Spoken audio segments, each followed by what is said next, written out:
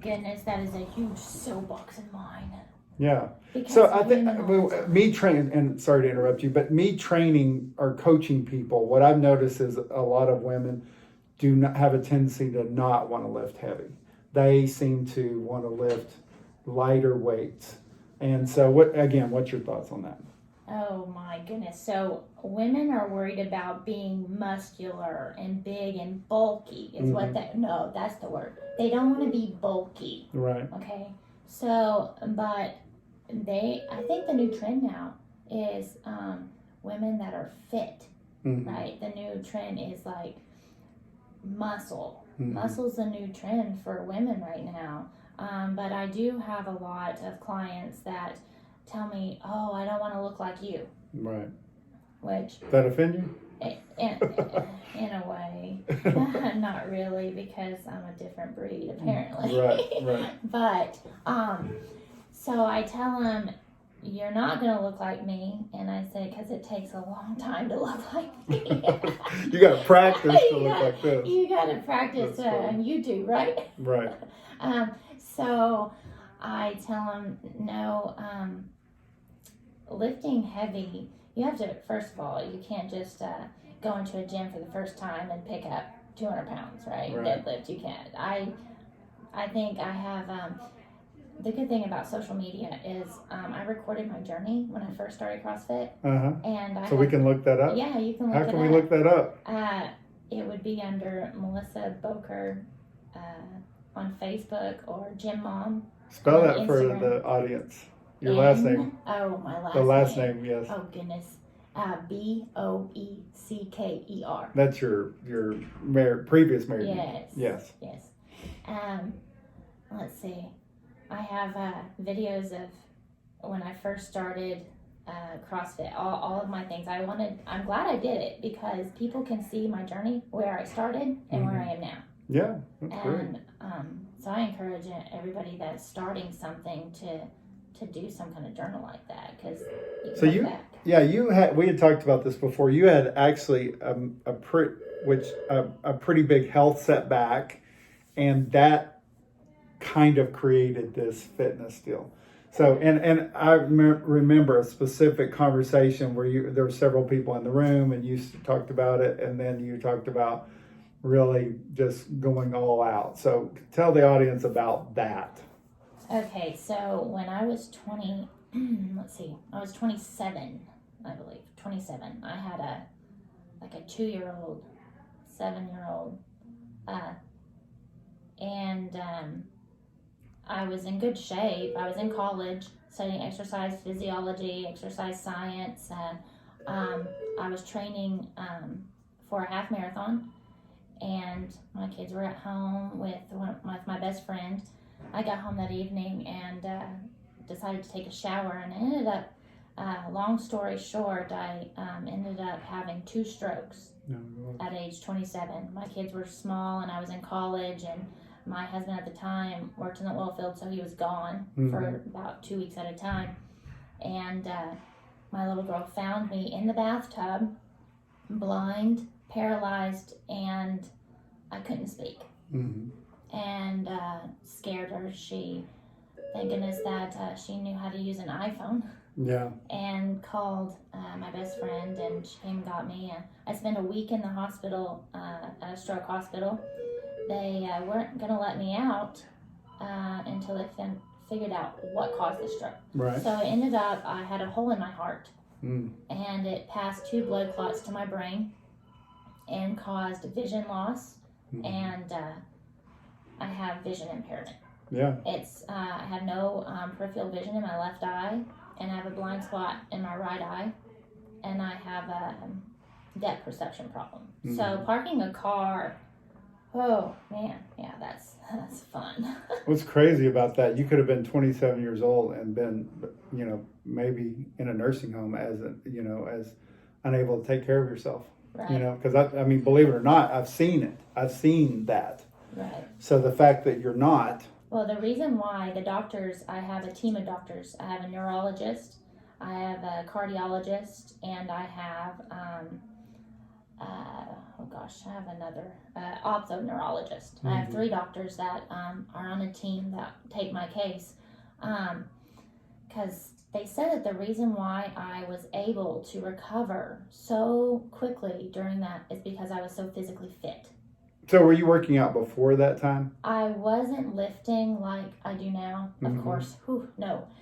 It wasn't, CrossFit wasn't a big deal, and bodybuilding was not I'm sure bodybuilding was a big deal, but we live in Western Oklahoma. Right. Hello. We have cows and horses and, no.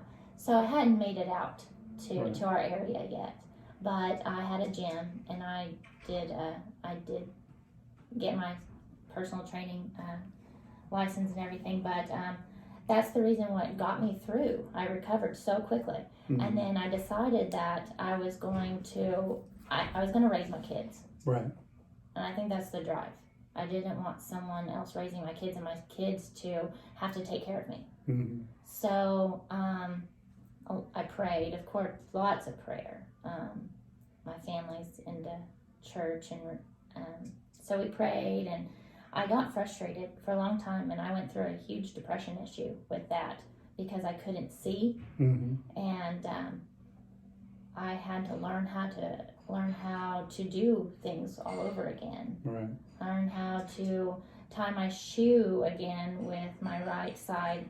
My right side is what got affected. You know, it's the right a lot. side weakness. Right, and I'm right-handed, so I had to learn to use everything all over again, and the depth perception was really hard. We're a very active family, so we would go hiking, we would go biking, we would play tennis, we would play volleyball. And I remember my first time hiking, and my daughter will tell you this, I was scared. I climbed up at Lugert Lake Altus. We love going there and hiking because it's for the whole family. So I remember I climbed up, but I couldn't get down. No, yeah, because of the depth perception. Because I was so afraid. And the step could be just really small, and I could not get myself to step down. It was just impossible. I remember sitting on the side of a rock crying, thinking, I don't know if I can get down. Yeah. So I had to face fears. I got frustrated because I could, when I wanted to watch a movie with my family or TV, I couldn't see the whole TV. Yeah. Only half of it. And I remember trying to read a book to my 2-year-old. I couldn't see the words. I could only see half. But then I learned over time that your brain will reroute and take different routes and different paths. And so my brain rerouted, and it will look at a word. It's amazing what the brain can do. It'll look at a word and automatically feel that word. Yeah, and that's crazy. So I got. What's funny is that when you were telling this story to, again, a few people were in the room, and you talked about what had happened with the stroke, and then you went on to talk about how you started training for 5Ks, and your goal was to win. Yes. And so you won the 5Ks, and then and really. Honestly, that conversation brought a lot of thought to me for a long period of time after that. Because, and this is no negative towards you or your story at all, but like when I heard you tell that, my thought was, but what if you couldn't? What if you couldn't win every 5K you went to? What if you couldn't, win the bodybuilding? And I think that's where a lot of people struggle. And maybe I need to clarify that because, for example, let's say that I absolutely love football and I love the quarterback position, but the truth is I'm never going to play in the NFL. Even if I set my mind to it, even if I do everything in the world to be the best quarterback, I don't have the talent to be a professional quarterback in the NFL, right? It's just a fact. And so same thing. And this is something that most people would be like, it brings up these questions in your mind. Am I ever going to be, because I love CrossFit, but am I ever going to be the fittest man on earth? And the answer is no. No. Without a doubt. Even if I set my mind to it, even if I train for 2 or 3 years straight, even if I ate perfectly well, and I did all the things that Matt Frazier or whoever does, right? I still will not be that. I mean, it's just a fact, right? So I want, and again, no detriment or negative towards you and your story, because you actually did go and compete and did really well, and obviously by your story. And so I'm curious what happens in your mind if you can't. What happens if you can't be the best?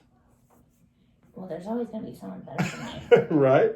So what the story that you're talking about, because maybe they don't They don't tell know the story. the story. So the story was I rehabbed myself and gave myself small goals. Right. And I told myself that in order to get better, I was going to have to do something about it. I can't just sit on this couch and cry and poor pitiful me. Right. I'm not that person. So one day I just had an epiphany that, you know what, you can sit on this couch and bawl and boo-hoo and feel sorry for yourself and get your butt up and do something about it. Yeah. So all right, P90X was really a big deal. Yeah. Back in the day, Yeah. remember P90X? Yeah. Anyways, I couldn't do the yoga, which is like 45 minutes. Gosh, I don't have the patience for yoga. And the ads are crazy long too, if you remember that. Yes, but I never did the abs because See, it wasn't clear, but the abs were like supposed to be so many times a week, and it wasn't clear. The yoga and the abs. Yeah. Well, I don't like yoga. Let me tell you why. Because I am ADD or something, and I have to move, and it's too slow. It's Right. like, okay, I'm ready to move on. Something else, please. So, anyways, I decided to do P90X, and I completed it, and I got my husband in on it, and my family, his family in on it. We all did P90X together. So I completed that. Then I decided, what's the next hardest thing? Mm-hmm. Insanity. Remember Insanity? Yeah. Oh my goodness. So That was part 2, right? that- Basically, P90X, was it? Insanity was part 2. Yeah. Right. So I did Insanity. I didn't do Insanity because I don't think I got through P90X completely or long enough or something. Oh no. I tell you I actually what. transitioned from P90X to CrossFit is where I went. See, I took the long route. Yeah. I did P90X, Insanity, and then I did Asylum after that. I loved Asylum. Asylum was more sports oriented Yeah. and shorter. So I remember in the mornings I plugged that Insanity in, and I had tears and drool coming down my face, and because I knew it was coming. Yeah. That shit was hard. Yeah. Like, oh man. And there's this girl on there, she's like Asian or something, and I called her Ninja. And every day, my job every day was to beat ninjas. I was like, I'm gonna beat her every day. That's I'm gonna funny. beat her. And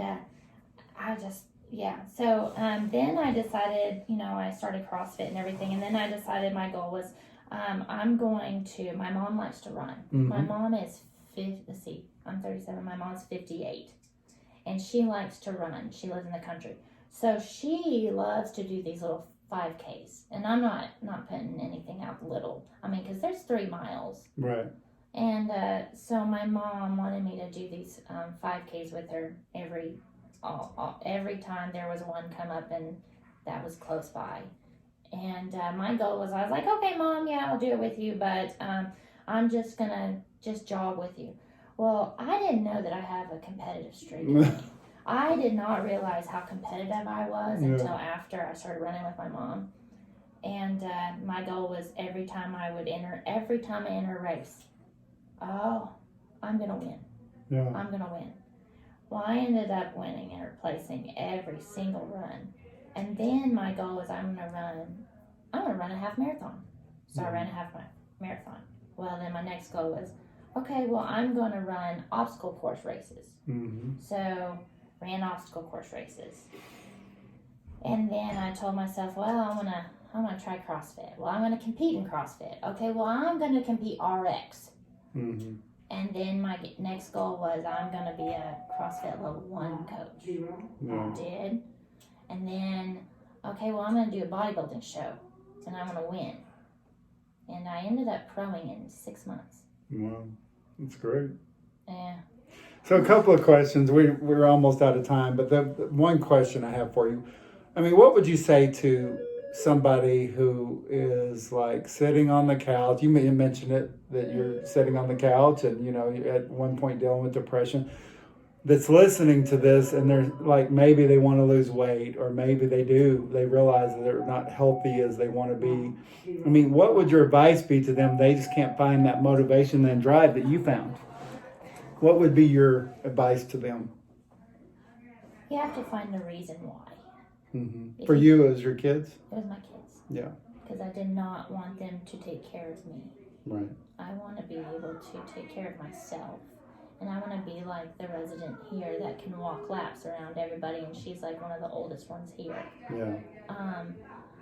I want to live a life that, and not be sedentary and just be wasting away.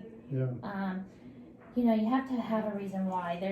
Everybody has a why. Mm-hmm. And you got to find that why, and you got to have the drive within yourself. Nobody can do it for you. Right. You can't do it for me.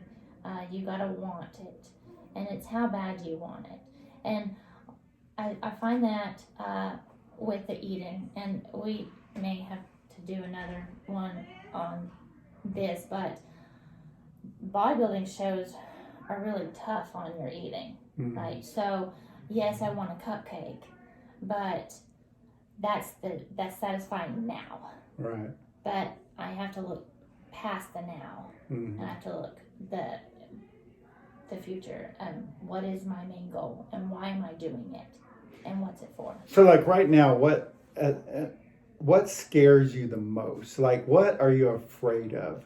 I mean, if you had to name the one thing that you are scared to death of when it comes to you personally, and what's something that scares you? I'm not going to be able to do what I want to do. Like something, I'll have an accident or something, and I won't be able to be active anymore. Yeah. And do you think that was set in motion by what happened when you were 27 with the stroke? So. I think so, because I was scared to death. I was a vegetable. I could not move. I couldn't speak, and I couldn't see. Yeah. And I thought, my life is over. I'm just going to be a vegetable, and they're going to put me on a feeding tube, and someone's going to have to change me and feed me, and I just can't do that. And so I just made myself. Right. Made myself. So if people that listen to the program want to follow you, want to reach out to you, want to see how the journey goes, I mean, what's the best way for them to follow you or to reach out to you? Instagram. I like Instagram. Okay. I know you're into TikTok. I'm learning. Okay, you gotta teach me. It's a new thing, but Instagram, it's Gym Mom. Gym Mom, and you'll see. I think one of my profile or pictures is with my bodybuilding. Yeah. Pictures with my. I'm not even connected to you on Instagram, so I need to be now. I am on Facebook, but not Instagram. I know. Now I'm on Facebook under, so Instagram is Gym Mom, and let's see, Facebook is Melissa Boecker. Yes. Okay. Well, I would encourage you guys to follow her. She's definitely has an inspirational story, and she's still going through those things. And she started a new career, and so there are a lot of things going on worth following. So thank you guys for tuning in, and until next time, have a great day. All right, good job. Fun. That was perfect. Yeah, that was fun. That took 41 minutes. We only recorded for